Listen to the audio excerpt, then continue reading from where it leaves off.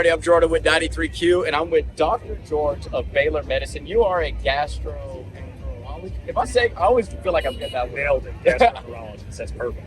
And so, what is that? Can you explain to our listeners what that is? Yeah, a gastroenterologist is a physician that takes care of disorders and conditions of the gastrointestinal tract.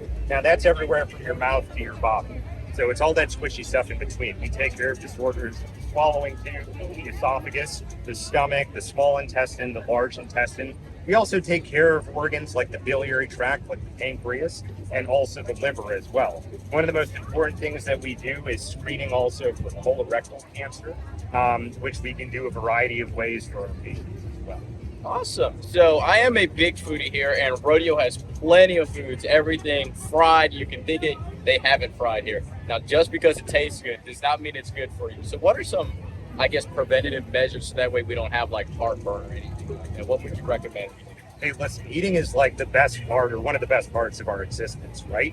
So, none of the food here at the rodeo is going to cause you any sort of long-term damage, but you want to keep some kind of common sense things in mind. Foods that are fattier, foods that are fried or cooked in grease may empty from the stomach slower. That's how they help you feel fuller longer.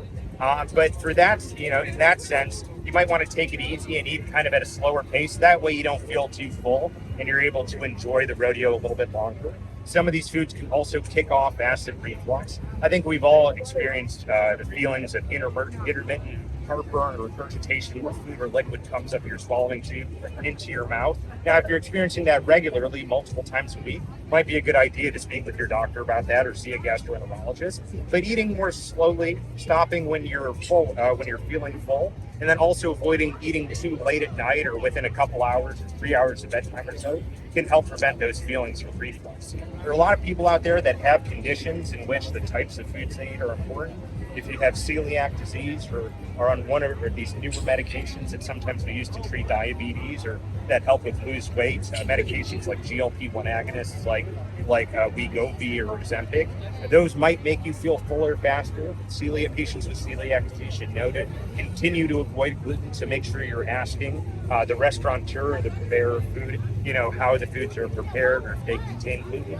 Keep all those things kind of in mind to help you enjoy your eating experience during the rodeo.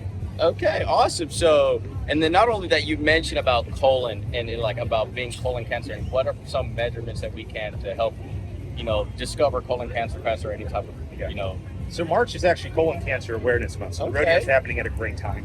So colon cancer is unfortunately a very common cancer in the United States.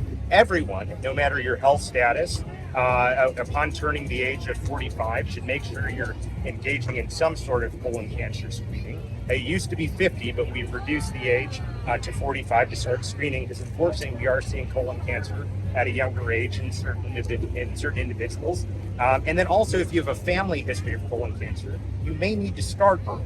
So for example, if you have a first degree family member, you might need to start earlier than the typical guidelines would recommend. Your primary care doctor or gastroenterologist can help you figure out when you should start. You don't have to get a colonoscopy. But there are other tests that are non-invasive, like checking the stool for blood, or also certain DNA tests that can be done on stool sample. So there are also non-invasive and invasive ways to check for colon cancer. We recommend you the best test is the one that gets done for something. So there you go. You heard it from Dr. George. Do a lot of exercises. Eat slower. I know it's fried food, but relax. And also, don't be afraid to ask your gastroenterologist. Nailed it. For any type of early onset of colon cancer. And if you do have some in your family, to make sure to go get that checked. This is Dr. George with Baylor Medicine. I'm Jordan with 93Q. Thanks again.